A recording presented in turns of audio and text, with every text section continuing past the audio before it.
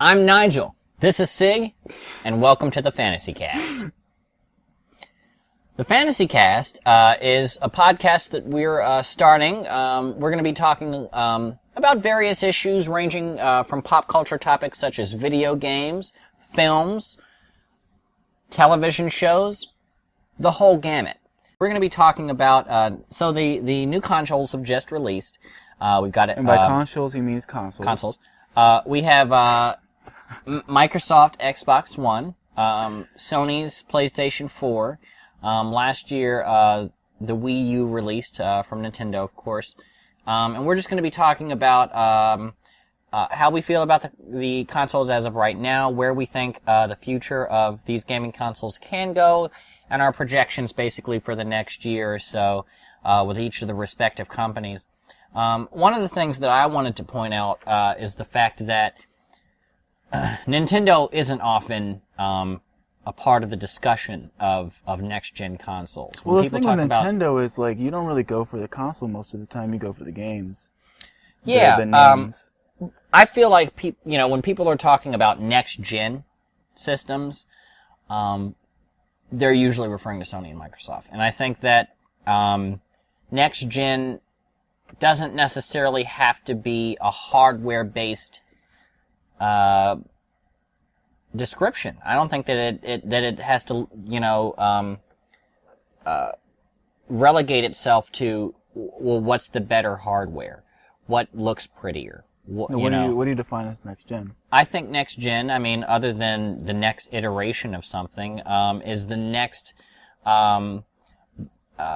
evolution of where gaming's going to be going. And I think that Nintendo, despite their sales and despite the larger gamer reaction to Nintendo, I think that they have continually been genre defining, and they have really done more to further the gaming community than any other company. And I like to cite right around when before the last gen came out, with the Wii and the Xbox 360 and PS3, you had before everything came out, Nintendo was still referring to their console as the Nintendo Revolution, and bold claim. Yeah, nobody had really seen any pictures of the console yet. They didn't know anything about it, and last generation, or 2 generations ago now, those systems still had wired controllers. We hadn't really moved into the whole wireless thing. Mad Cat and different developers like that had off-brand wire controllers, and Nintendo finally did release their official wireless controller, but it wasn't a staple of gaming yet. It wasn't something that was just, okay, now we have wireless controllers. That didn't come until the last generation. So when Nintendo finally... Would you say they did that before PS2 decided to try to put those little extensions so that you could play wirelessly with your controller? Well, here's what happened. When between the generations of Xbox and Xbox 360, those 2 generations, Nintendo had finally decided that they were going to release information on their new controller. And before they really gave a lot of information about what the controller could do in terms of its motion controls, in terms of gaming, and motion control based content, what everybody looked at, they said, wait a second, that controller's wireless. So they all just jumped on that. And so none of the other companies had come out with anything on their controllers yet. And then those companies were like, fuck, dude, we need to make wireless controllers. And then they were like, all right, this is Xbox 360's controller. Wireless, dude. And then PS2 was like, they were like, yeah, fucking wireless controllers. This is a great thing. And when you had, after, the Wii continued to be successful after it came out, you had, obviously PlayStation 3 was doing successful, Xbox 360 was successful. And did the Xbox controller, the 360 controller have, anything like 6-axis that PlayStation 3 had? It didn't. It didn't. So PlayStation 3 took a little bit of the cues from the Wii. It did. And that was furthered later on. Those controllers, were largely the same types of. The biggest change that Microsoft was able to do was take a lot of the ideas of their controller and streamline their design. And a lot of people often say that the Xbox 360 controller is one of the better controllers in gaming. And the reason being is because it's so streamlined. I mean, if you look at an Xbox 360 controller, it's largely similar to the classic controller design. A lot of people were saying when the Wii U came out and they came out with their classic controller design, which is their Pro controller, they were like, oh, they just took that from Xbox 360 because they look virtually the same. Xbox took it from GameCube. Xbox took it from GameCube. It's basically the same controller. Thing, yeah. But yeah. So and you're even looking at so Wii was successful with casual gamers. It was for the first time ever. People like your grandma, your uncle, your dad were getting Wii because of things like Wii Sports, Wii Play, and they were into in the same way that mobile gaming and things like Facebook gaming have encroached upon the casual gamer or the non-gamer gamer is what I like to think of them as. The type of people that just sit around and like to play little things on their phone or on their Facebook because it's accessible through other mediums. Those are the type of people that Nintendo finally said, okay, now you can buy this console. Just Dance is the sole reason a lot of people bought Wiis and later PlayStation Moves and Kinects. Because it was something that you could get around with your family and do with a whole group of people. And that type of content and that type of party-based content and casual gamer, community wouldn't have been interested in playing these games were it not for the innovations made by Nintendo. And I'm not saying that Nintendo's the only developer that makes innovations, because Sony has done a lot, and Microsoft in their own right have both done a lot to further gaming. They have just seen what is successful with that company and refined upon it, and they have the tools in which to make those things better. Now, what do you say they did? Because I honestly, because I don't have a Wii U, I don't have a Wii. What is the main innovation between Wii and Wii U? Well, I'll say this: the Wii had motion-based content on lock. It didn't. It's been suffering. When Nintendo has been suffering from what I like to think is the Sega effect, where it has consistently well-made first and second-party games, but very poor third-party support. Wii U has had better third-party support. A little more indie stuff. Yeah, but less on a scale where it's third-party support that really is significant. So okay. They have Assassin's Creed 4 Black Flag. So does all the other systems. And those systems, it looks better on. And, so that sort of third-party support isn't really beneficial to them. But if you're looking at, with the Wii motion controls, that's why the Wii sold. The Wii sold because of its motion controller, because of its casual gaming focus, and that crowd being encroached upon. And people saw, okay, there's something to these motion controls, but we can't really figure it out on our systems yet. That's when, late in the game, 2 years ago when Sony and Microsoft were like, okay, we're gonna get this Project Natal started, with Kinect. Sony tried out the Move, wasn't quite that successful. Kinect, painful. Yeah, Kinect was the next iteration of that, and Kinect was an innovation. Kinect was an innovation. Kinect took the idea of the motion controller that we had created, and they said, "Fuck your controller, yo. We don't need a controller." And that's an amazing thing. That's the next step in augmented gaming and augmented reality type gaming. Excuse me. And I wouldn't say that that's necessarily been refined to a point where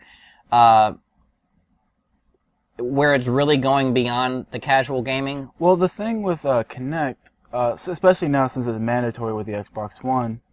I think the policy behind that was that Microsoft, they wanted developers to be able to work with the Kinect and really push that boundary, and so they made it so that you had to have a Kinect if you had an Xbox One. So now every developer, instead of making something Kinect available, so you had the green box versus the purple box, everything is Kinect available. So now it's on the developers. What can you do with this? Right.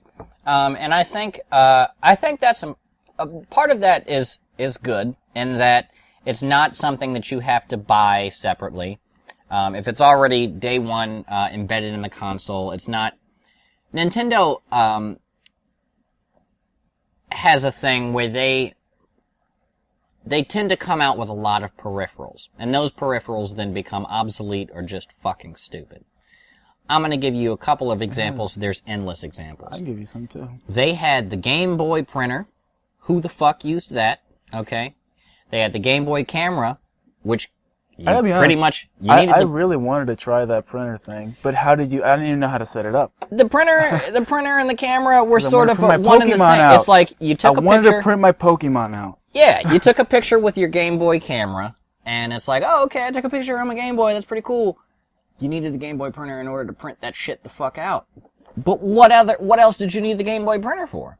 Now, later in time, you had the mod community where like, yeah, we can do all kinds of shit with this camera and printer. But at the end of the day, for most casual gamers, you don't need a Game Boy printer. You don't need a Game Boy. Or you're looking at the Wii. They had that thing where you hook your finger up to the pulse. That was never even implemented. The Wii, one thing I did like was GameCube really trying to push the connection between GameCube and Game Boy Advance. Yeah. And actually, getting into that discussion, that's a good segue.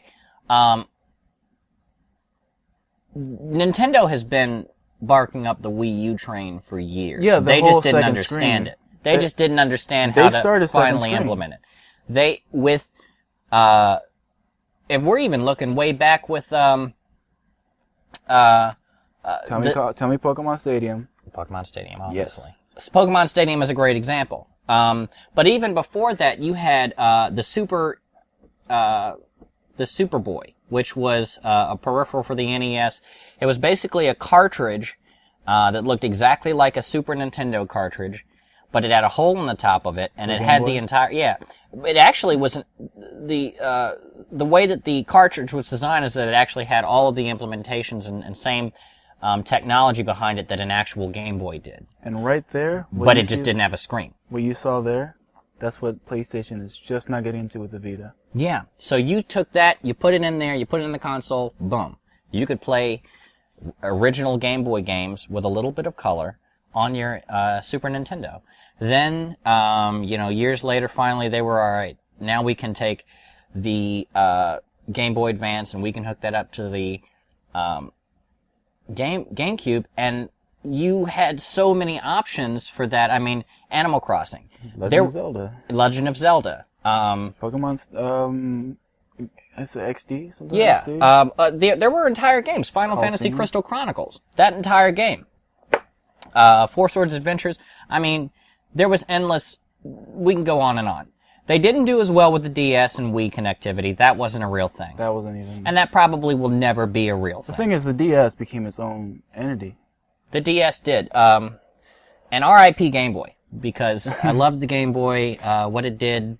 But then you had the Game Boy SP that was like a precursor. Yeah, they were getting into that idea for a while. But I mean, that flip up, flip down design was really originally started with their first handheld system before the Game Boy, which is the Game & Watch, which wasn't really a system. The Game & Watch was an LCD, for anybody that doesn't know. Back in the 80s, it was an LCD system. There used to be a bunch of little LCD systems that you could buy in stores where it'd be like basketball. Like the Dragon Ball Z stuff. Yeah, and it was like little monochromatic and LCD they would just move left to right, maybe up like that, and you would have like a certain path that you'd have to, and you had like a certain amount of levels, and that was the whole game. Yeah, and it was awesome. They were awesome. By today's standards, people would say these are shitty games. I can't even see, because you kind of sometimes would have to hold it just right, because you'd be like the black and white would like. Yeah, especially if you didn't have battery, and it's then kind of like the Game Boy Pocket, where everything like if you didn't set the black and white right, you couldn't see shit. Yeah, that's exactly. And so before Nintendo had gotten into their handheld, their real handheld market, they came out with a bunch of games. They had Zelda Game & Watch. They had they had Game & Watch games with just their character, which later Right. Well, yeah. came into the form of Mr. Game and Watch, which so they had Annoying those as games. shit to fight with. Yeah, Mr. Game & Watch, in terms of Super Smash Brothers, is actually pretty badass. But And that, that's no, I'm saying like topic I for another hated topic fighting for with- another yeah, podcast. That's a whole podcast. That's a whole podcast. The Super Smash Brothers. But yeah, so that idea of handheld to console interactivity, Nintendo's been barking up for years. And finally they were like, oh, wait a second. We don't need to use a handheld for this. We can use the controller to do that. And I think that's an extremely innovative idea. I think that idea will later come back and be implemented in other systems. Not, outside of Nintendo. Maybe Sony will find a way to... PlayStation is doing it. PlayStation is doing it faster than Xbox. Xbox has the smart glass idea, which I don't know much about it, but it seems to be real kind of out of the way. Like if you're playing a game and then you say you want to call on a strike, now you put the game down, you pull out your phone, and now you do something with that. And it's like, it's kind of, clumsy. With the PlayStation, with the Vita, you can actually play your games in and around your house. Well, like I was doing it the other day. I was playing the PS4 with the Vita, and it works just fine. It's an amazing... Ghost Recon had an idea. The Ghost Recon Online a few years ago, they worked with that a little bit, where you could you could download an app on your whatever device you wanted to, and you could design a gun, using all the different gun parts, and then that would upload that to the game, and then you could use that gun in the game. And that idea, that idea of using a second screen within your controller, I think, is really going to be, right now Nintendo hasn't really implemented it in a way with their games. I mean, that is that monumental, but it's definitely getting there. Pikmin 3 has implemented it very well. The news remake of Zelda: The Wind Waker that has tried to implement it in an interesting way, where you don't have to have your items and all of that on the screen anymore. That's on your, so they're starting to find ways. You have your map here or that there. And there are a lot of concepts people have started coming up with different ways you can implement that, like, say, for instance, with the Arkham series, Okay, so Batman's got all of his gadgets on this screen. You don't have to have them, it's not cluttering the screen anymore. One thing I always hated was trying to, get that corner item. Yeah. You hit right, oops, down, oops, right down. There we go. Yeah, and I think they're really going to get somewhere with that. But what I think that Nintendo focuses on more than the other two companies, Sony is very gaming focused, and they know their niche. They know that Sony's always known that they have the premium quality system. Well, because most of the stuff that gets put out in game systems, besides the motherboard or something, is Sony. Yeah. Well, they know that's. I mean, Sony. And this harkens back to where these companies all began in terms of gaming. I mean, Nintendo was a toy company for years. Cards and stuff. Cards, things like that, and then they got into the gaming business and refined it. They took it by storm. It's ridiculous. Sony makes technology. They make TVs and shit. They make, Always to this have. day, they've always made technology. So they know how to make technology that's not going to fucking break. Microsoft makes software. Microsoft makes software. They're not a hardware making company. Even today, their software. Microsoft has always fallen into the problem of not necessarily testing their software as much as they should, and I'm not going to get into that. But they're predominantly a software company. They've never been a hardware company, and so this was really an experiment for them to see. Okay, we can do this, but at the end of the day, the Xbox One, the 360, they're breaking. We'll pause for a second because there's going to be noise. Anyway, my point is that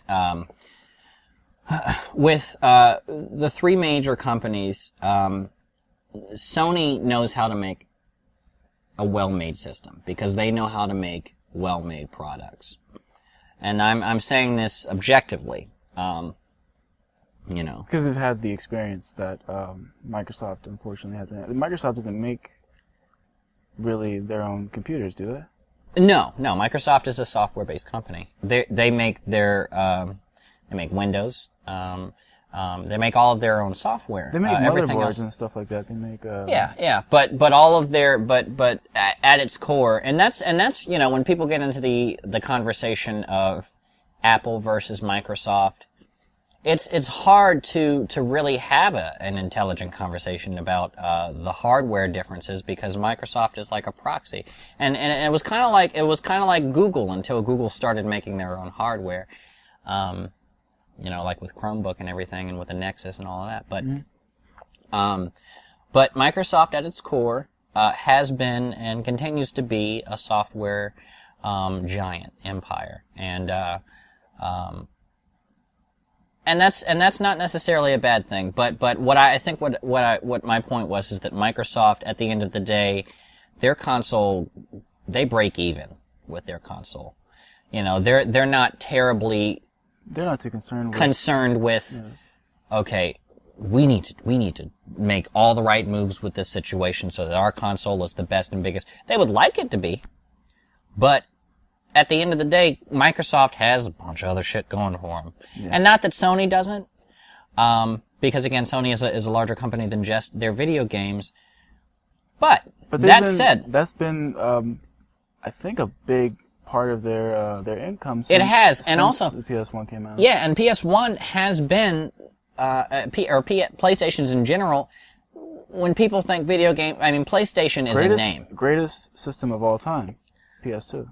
Well, most selling. Well, most selling. And I think one of the best ever. Okay, now let's also put in here. I am a Sony guy, and we're gonna say we're gonna have this conversation is objective as much as we can be. I am going to say a little bit about my gaming background. Sig here is very much, he loves Sony. I've always been a Nintendo fanboy. Have not jumped onto the Wii U boat just yet, although I do keep up with a lot of its. But you have had much more experience with Microsoft than I have, so. Yeah. And you've had bad experiences. I've had bad experiences. I did have 5 Xboxes break for the exact same reason, Xbox 360s. Now, if we're talking about the original Xbox, and it's so hard now because I always want to say Xbox One, and that's actually their third system. If we're talking about the original Xbox, like that OX, we'll call that the OG Xbox. The OG Xbox. Xbox OG. That was a well-made system for the most part. You didn't have. And the only problem it had was overheating. Yeah. That was it. That's one of the things about modern consoles that really does bother me, and Nintendo hasn't really been having that issue as much. Not overheating is these systems that are just breaking. I saw a good meme the other day, where they said, it showed a picture of 360 and said, one of the greatest, consoles of all time, highest selling, breaks for not readily understandable reasons, and then they show a picture of an N64 and it's like, oh, you dropped a TV on me? Fuck if I care. Yeah, and that's true, because I, like, the Super Nintendo, for instance, came out in, 1990 or 1989. I think Super Famicom came out in, 90 or 88 or 89. Regardless, those systems are 20 years old, over 20 years. I pick up and play my Super Nintendo all the time. You know what I mean? Yeah. N64. I'm always playing N64. Genesis, all those systems, you can pick them up and play them still, bar the fact that maybe some people have fucked them up, because we all got those systems as kids, and people didn't know how to take care of shit. Yeah, my Super Nintendo still has candle wax on it, because I was a kid and I was like, oh shit, what would be cool? Candle wax on my system? Like, who the fuck knows? Most I ever did was, my PS2, I put, that Atari sticker that you got when you got Dragon Ball Z Budokai games. Yeah. Well, yeah, I picked up a PS1 about a year or two ago from Goodwill, and did it work? It did work. The guy that previously owned it, I got that in 4 or 5 games, with it for $10. Like there, I walked up and the guy was like, I was like, how much is this? And the guy didn't actually know anything about video games. He was like, I think one of the cords is missing. I was like, okay, which cord? And he was like, oh, I don't know how they work. Maybe I was like, well, the main one that I'm gonna need is the power cord. If it's missing an AV cord, I'll do. Yeah, I'll do without it. I can buy those. It was like, I don't know. Luckily, it was just the AV cord, and I was fine. But I said, so how much you want for this? Because you go on Amazon, you want to get a PS1. You're not really gonna probably pay over $20. But if it's coming with games and controllers and all that, you're gonna pay more money. I was like, oh, yeah, $10. I paid $10 for that and 5 games, 2 controllers. That's amazing. And it works. And it works just fine. Sometimes it gets a little buggy. But again, that was the first system really that had premium quality graphics on those CDs, CD-ROMs. My PS1, the only problem I ever had with the PS1 is the discs. Disc loading. And again, that's no, it's not even that. It's the discs themselves. Like they get scratched just because. Yeah. It's a CD. Yeah. And like what I was saying before, with the, we were talking the best ever was the cartridges. The cartridges were great. No memory, but... Yeah, if we're talking about cartridges versus CDs, the N64 actually showed better rendered 3D graphics. The PS1 was able to show more polygons, but the renders weren't as good. So it's like basically it's the difference between having smoother looking 3D, but better looking shit. Again, but CDs are able to have more memory. All right, but let's go back to consoles real quick, because we're going off into tangent. Yes. But if we're going to talk about the console race, and you do have to get a little bit into the history of the consoles to see where they're coming from and where they're going. What I gather from what you've said, which I can realize that is very much the case. Almost any innovation that you see from something like Xbox with their Kinect or PlayStation with their touch pad on the controller originated with Wii, with Nintendo. With Nintendo. My main point is, bringing up Nintendo in any conversation is that, and that was what a lot of my tangent was about, is that Sony is very gaming focused, but they do other shit. Microsoft is gaming focused, they do other shit. Nintendo's main concern is their games. And they have consistently come out with content that is extremely gaming focused. And they're not being convoluted by any of that. What you see with things like PS4 and Xbox One is that they are moving with the trends of the industry and with entertainment, and realizing that in order for games to continue to be relevant, you have to use other content. You have to be able to implement it in a way that it seems like an entertainment system versus just a gaming system. So, mobile gaming has really encroached upon the gaming community at large because, again, the casual gamer and people are going to buy, iOS games for all of their different devices, and they're cheaper. You can download them really quickly, and it started to encroach upon it to the point where consoles have not become obsolete. But in order to get people outside of the hardcore gamer to buy them, you're going to have to say, okay, well, we're going to need to find a way. Because with Apple or Microsoft or Google, all of your interfaces are able to connect to have interconnectivity to one another. With Apple, you have Apple TV, you have your Apple iPhone, your tablet. But really, Apple TV. Well, Apple TV allows you to be able to basically switch things on the fly between, if you want to, watch something on your TV, on one TV, and then watch something else on your other TV, and then be able to do watch the same thing on your device as you want to watch on your TV. That's basically the connectivity between that. But what I'm saying is that all of these different interfaces are able to network with one another. So, And that's something Microsoft is really focusing on. That's with the that's Xbox. what they really want. I mean, and Google's the same way. I mean, you can use your Google tablet, your Android works on so many different devices, and of course now they have their Chromebook.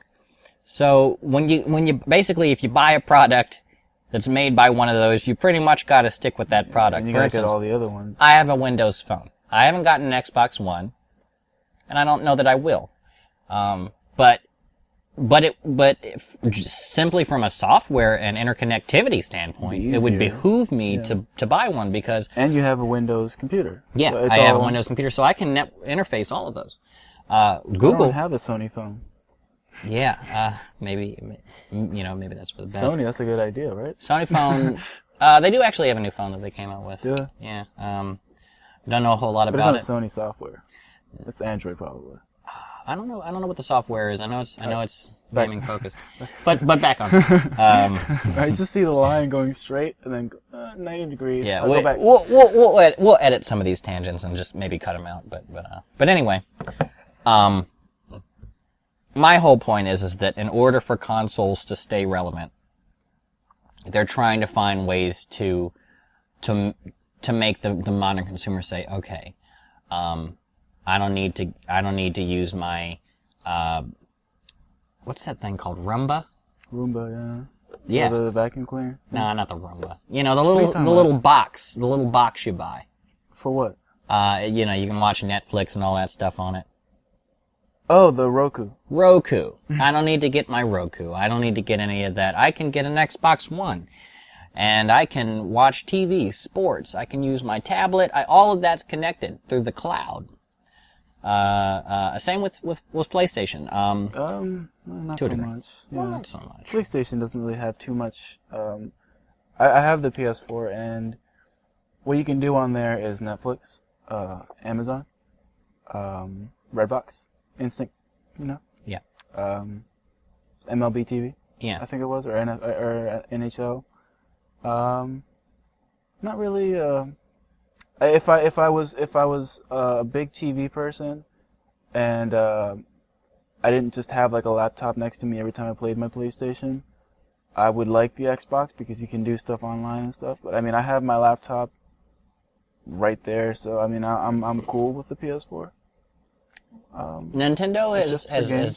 has gotten a little bit on that bandwagon. A little bit, yeah. They got Wii TV.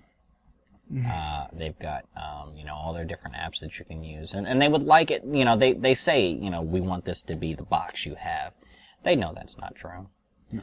But at the end of the day, the entertainment focus that things like Microsoft are taking is not the focus of Nintendo. The focus of Nintendo is quality games and hardware that's innovative. They're continuing with that. And one thing that I think that's important to point out in this console race is that at the end of the day, Nintendo puts out quality gaming experiences. I have something to say about that. You like to hear? love to hear Okay. it.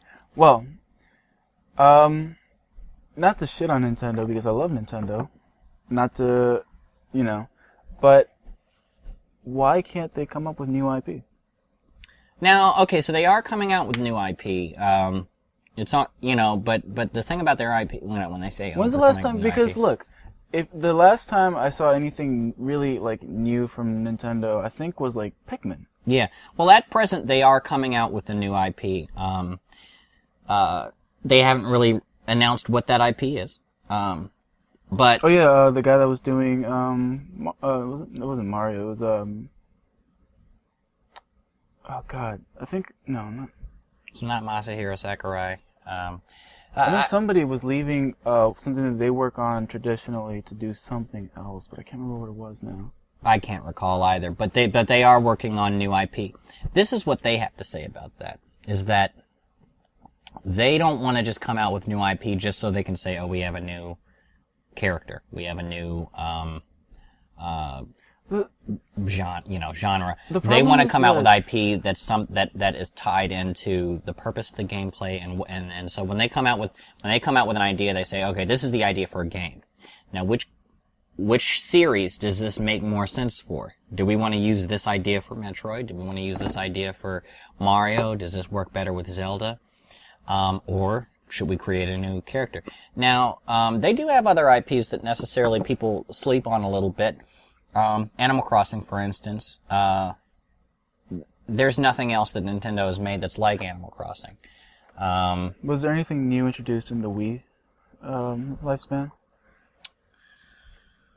Because you had a bunch of GameCube ones that we can mention, but yeah, they did have a lot of original contents, but I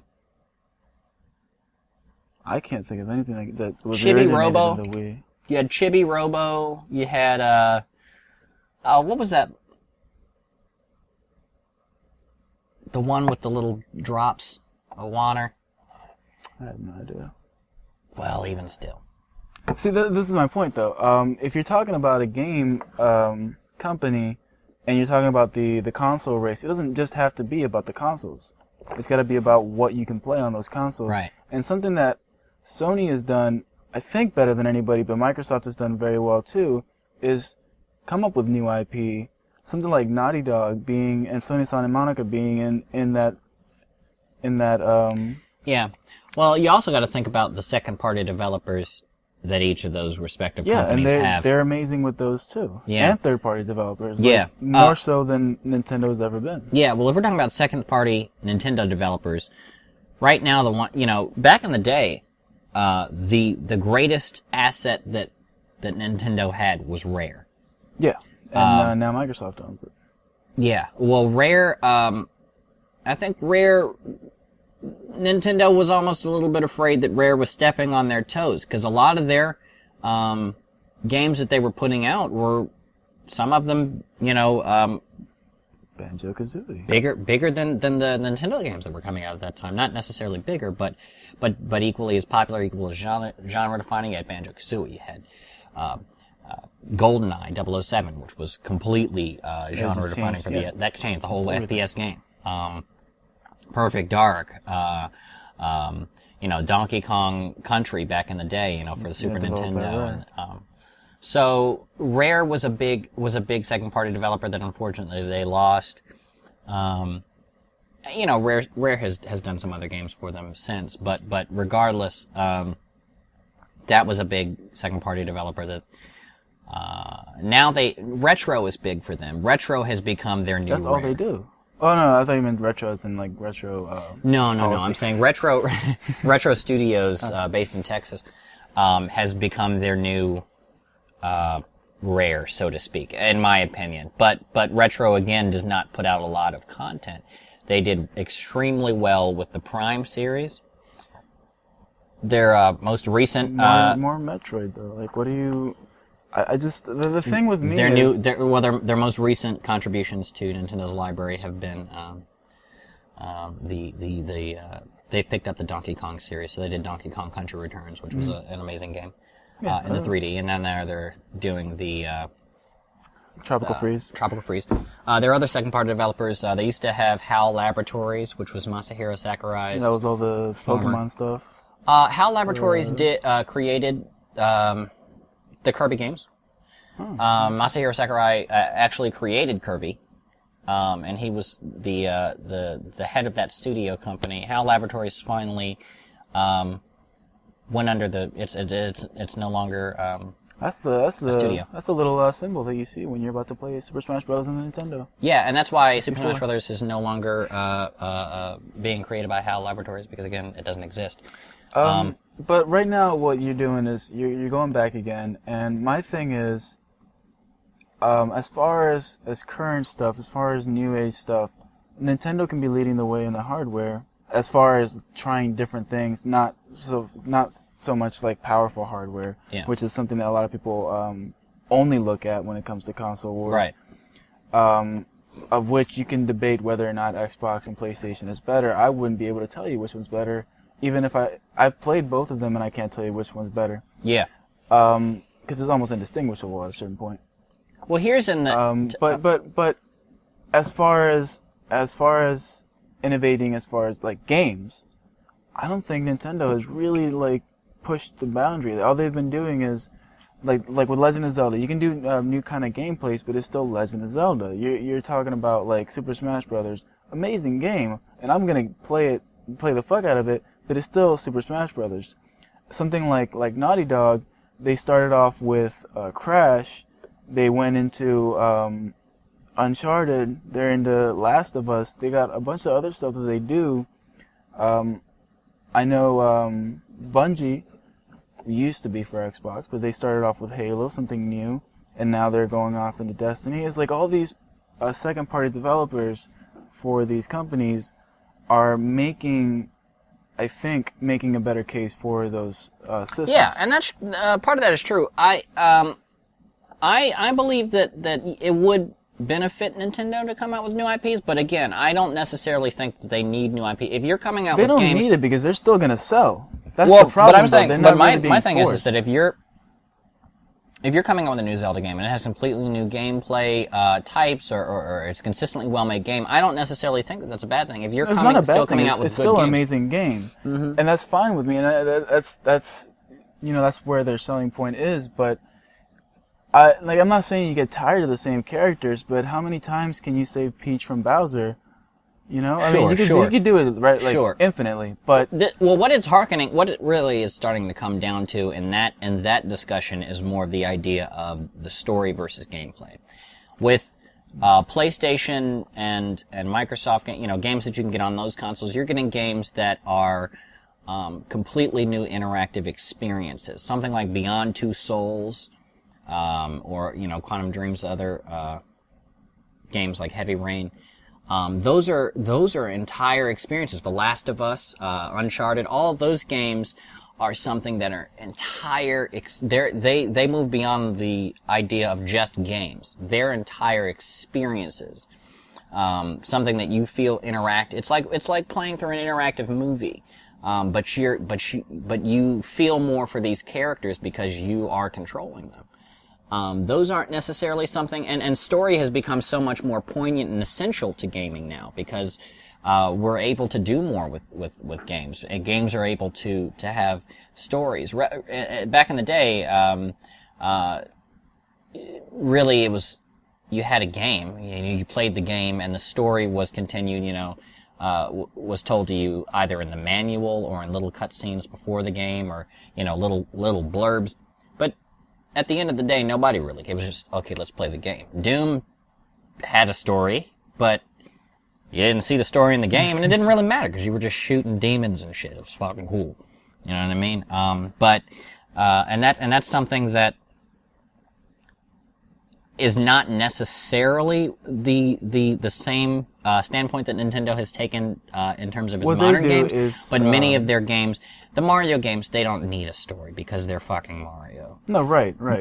But something like Metroid, something like Zelda, people continue to expect a certain quality of story to those, and that is important. But if you're talking about something that is a truly a true experience that melds the idea of storytelling and a narrative sense from like a something that a film would do, but beyond that, then no, you're not going to find that on a Nintendo system.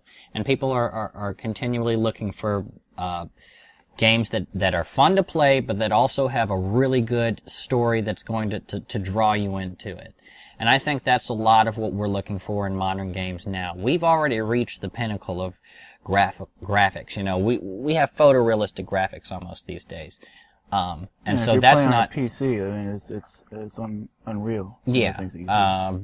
And that's been the same for a while. I think really what people are looking for are experiences, gaming experiences, something where they can walk away and say, "Wow." The Last of Us, people were walking away and saying, "That's something that's never happened before. I've never played something like that."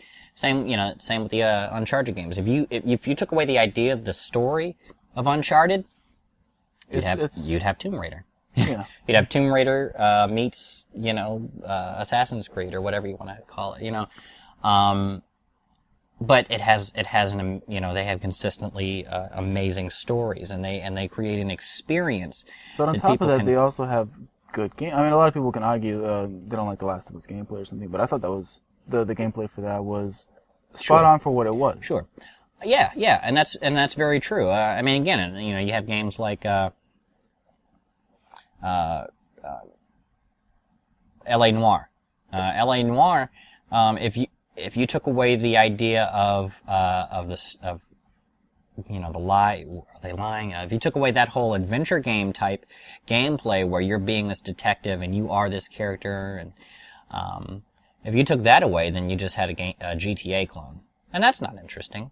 But you have an incredibly in-depth story, something that you are playing through. I can't put it down because I want to know more about this story. I want to know more about what's going on. And these are types of experiences that we weren't able to have 5, 10, 15 years ago. So basically what you're saying is, like, you can judge a game on its gameplay or playability, something like what Nintendo really pushes, versus judging a game on its story, which is something that, like, PlayStation more so than most pushes. Right, but there's also different for the hardcore gamer. You have different types of hardcore gamers. You have hardcore gamers that are really looking for new experiences that are something that they can really You involve think Nintendo themselves can in. offer that? I think that Nintendo. My whole point is that the systems that are currently doing that are the other two systems. Oh, okay. Gameplay focus aside, Nintendo, isn't creating new IPs that people that are outside of the Nintendo-based fan community are really that interested in playing. You're not going to get somebody that's never played a Metroid game salivating over the next Metroid game. But, That's everybody, the thing with Nintendo is they have such credibility that even if they Oh, said, sure, yeah.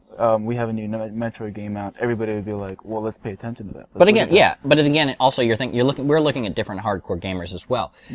Call of Duty, for instance, you could say that people that play consistently Call of Duty or that genre of gaming, the FPS genre, those types of people are looking for the online experience.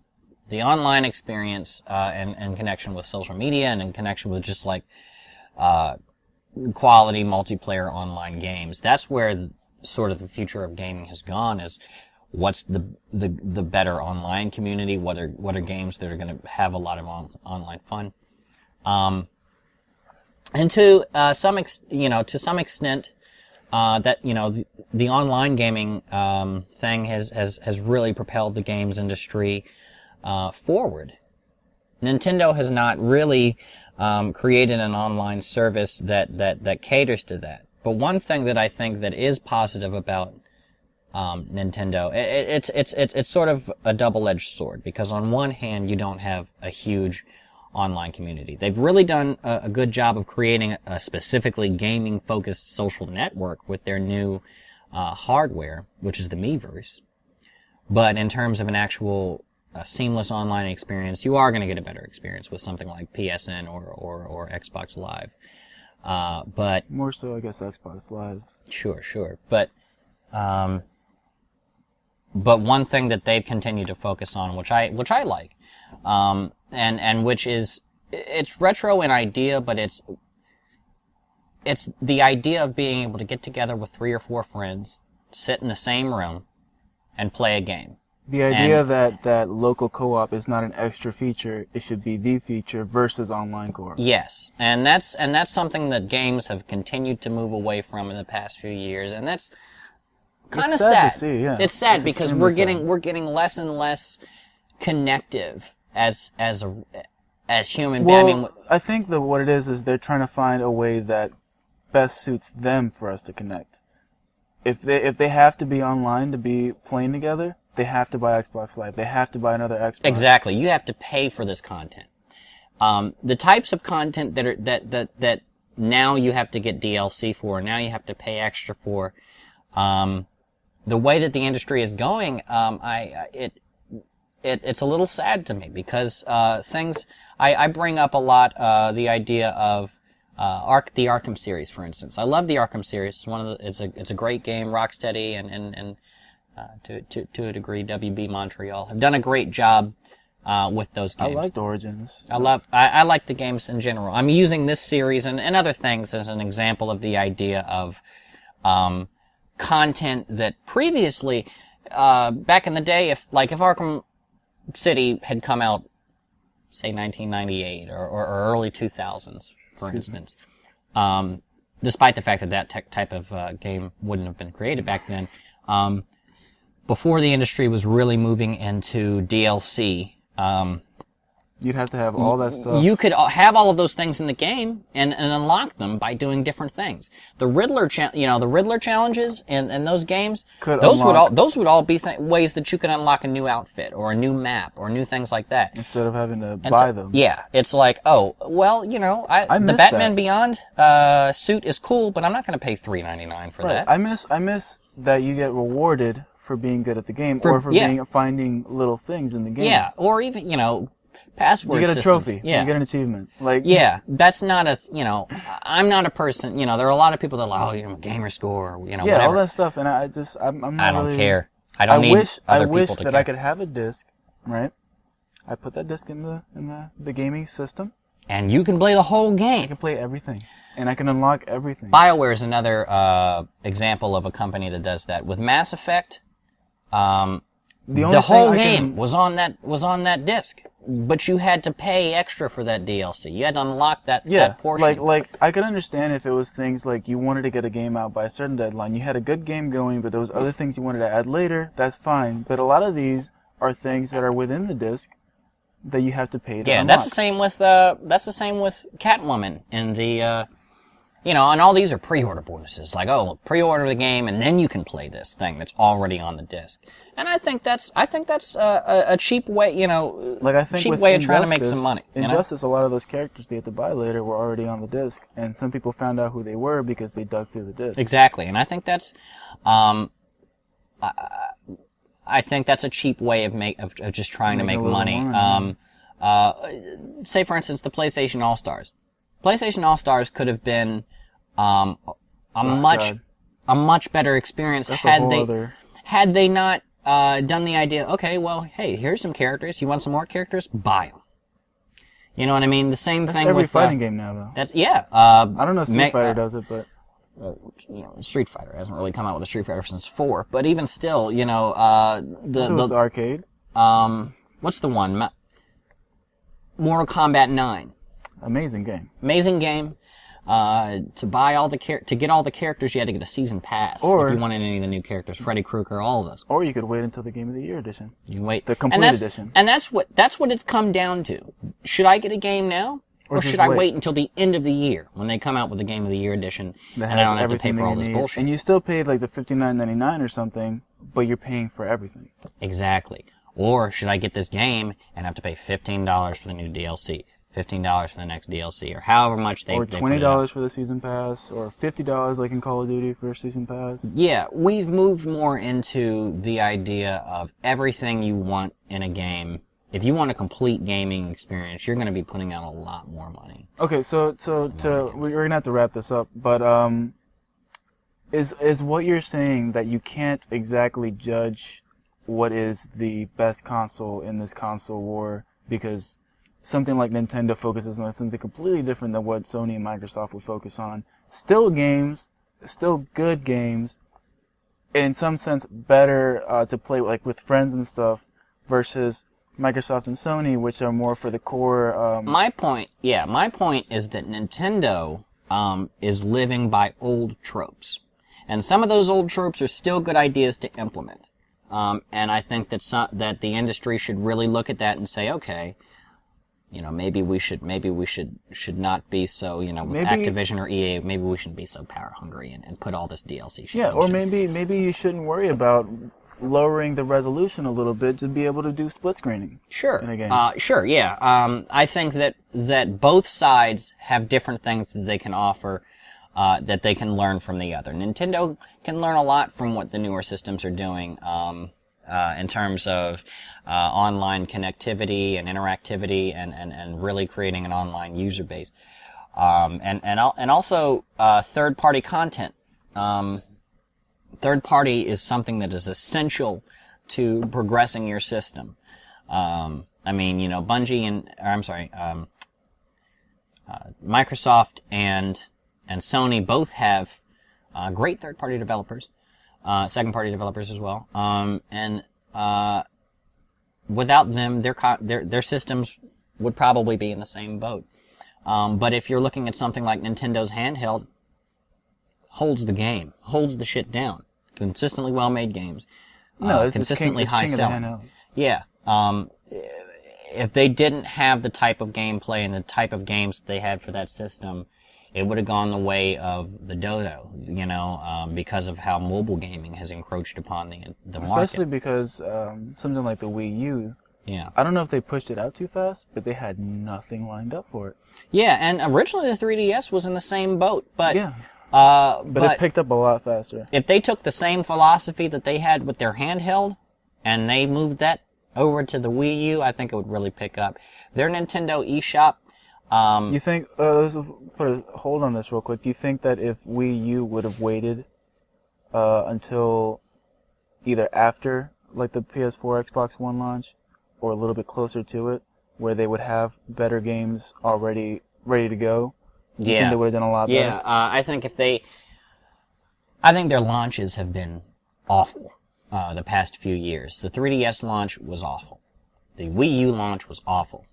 They came out, when they came out with the press release at E3 for the year that the Wii U came out, and they showed all the great games that were going to be on it. They announced Super Smash Brothers for Wii U and 3DS before they had even contacted Masahiro Sakurai about doing another game.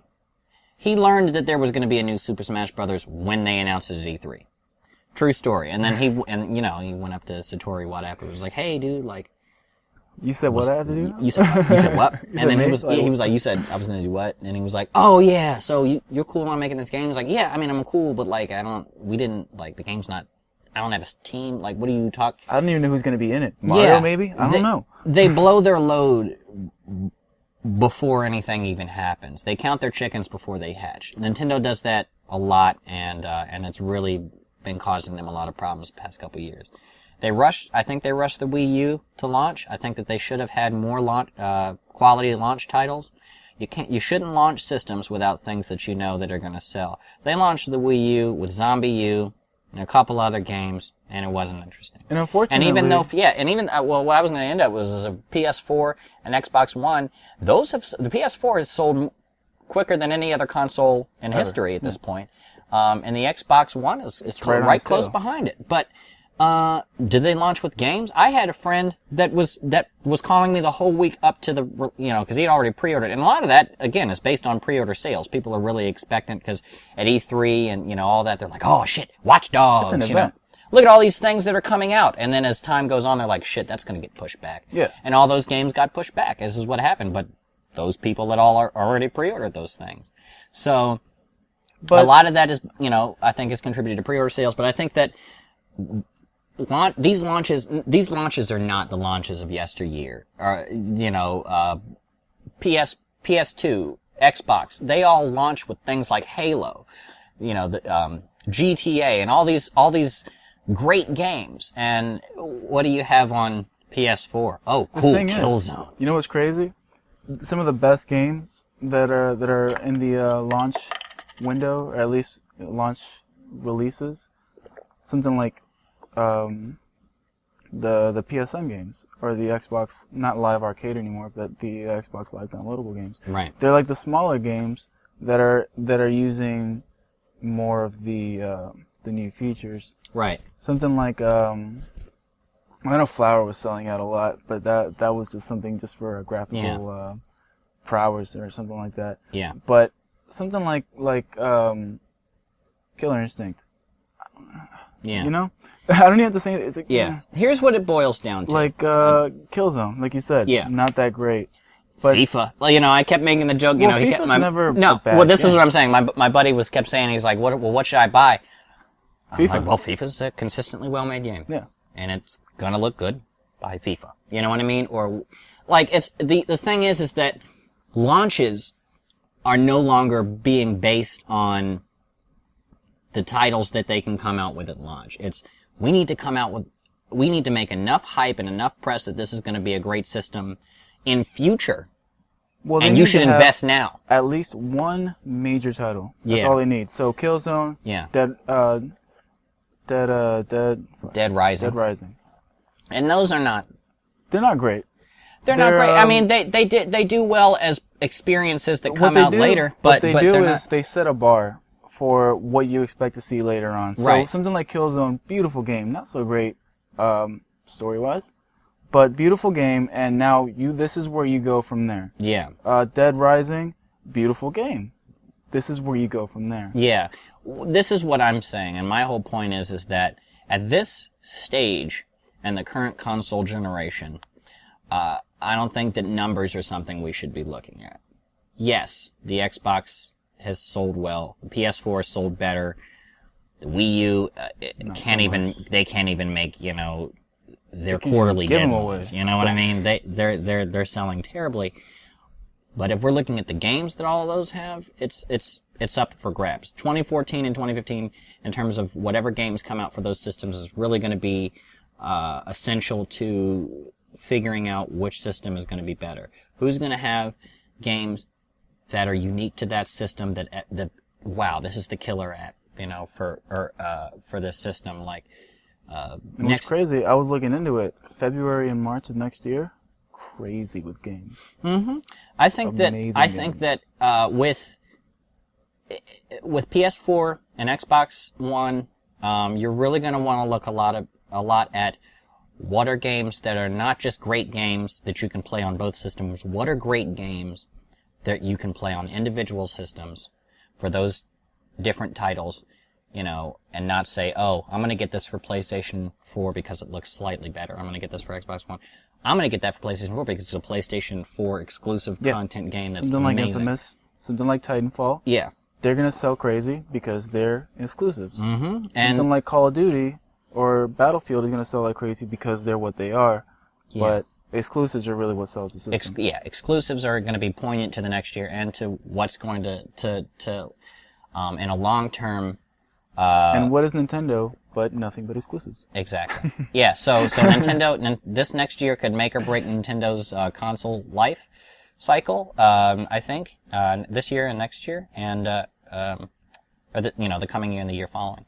And the same with PlayStation. So I think right now, despite sales figures, they're all in the same boat in terms of what's 2014 and 2015 going to bring in terms of exclusive content. And that's where I think the race is going. So that's where we're going to end. All right. Well, let me let's do this real quick. Last little bit. If you had to pick, like right on the spot, without too much explanation, but just like off the top of your head, who won last console generation war?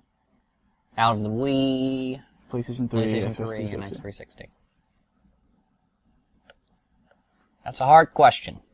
If we're talking about from an innovative and sales standpoint, we're going to say the Wii. If we're talking about quality games that came out, it's hard to say. I would say that the Xbox won. The Xbox 360. Because even though the PlayStation 3 had amazing games for it, those were few and far between. They had a lot of issues for a while with their PSN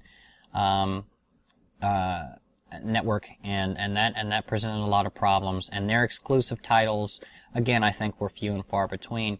You had a lot more user base with the 360. I mean, the same games that were coming out for PS3 were coming out for Xbox 360, but the online community really propelled that, and the quick response. When you had games like Mass Effect come out, they started out on Xbox. If they had bugs, boom. They had patches for those bugs within a month. With Fallout or with, Mass Effect, if they had bugs, BioWare and Bethesda would take sometimes almost a year. Skyrim didn't get patches for those bugs and glitches for a long time. Much longer than it took for them to get them out on Microsoft. And I don't know if that's necessarily Sony's fault at all. But just from the standpoint of Microsoft was the leading system in terms of the online interactivity and quick response. I think that 360 probably won out. Now, that said, I think that Sony has a lot. They've learned a lot from the mistakes that they made with last, consoles, PS Network, and also their content. And I think that they're really going to use that to move forward. Yeah, that's exactly. I was about to say that until you started saying about PlayStation. I think, being a Sony guy, the Wii won. Overall, in general, Sure. In all fronts, and it's something that a lot of people slept on. But I think that because Xbox basically they've been sturdy. I think PlayStation, what they did was set themselves up to succeed later on with the PS4, and I think that's where they're. I think they're right now on the best route to really push it on ahead if they can keep this steady going. Yeah. Well, I think we're going to end today with that. We appreciate you guys listening. If you guys have any comments or things that you would like to add to that, or something that you think that we should have expanded upon in this discussion, I think you should. How can they let us know? Contact us. I'm gonna have this as a video up on the channel, but I'm also gonna put this on the website, so you can email us at the website. There's a contact page on there that you can actually reach us in, and yeah, that's how you wanna get to know us. I'm soramstr on Gaming Fantasy, so that'll help you get to know me. And on PSN. PSN, soramstr. So SORAMSTR. I think this has been a very interesting discussion. Let us know in the comments if there's, again, as Sig said, if there's anything you'd like us to elaborate upon, or that you thought that we might have overlooked in our discussion. If you have something to say about one of our tangents. For our next podcast, keep it tuned in to PhantasyCast. Take care, guys.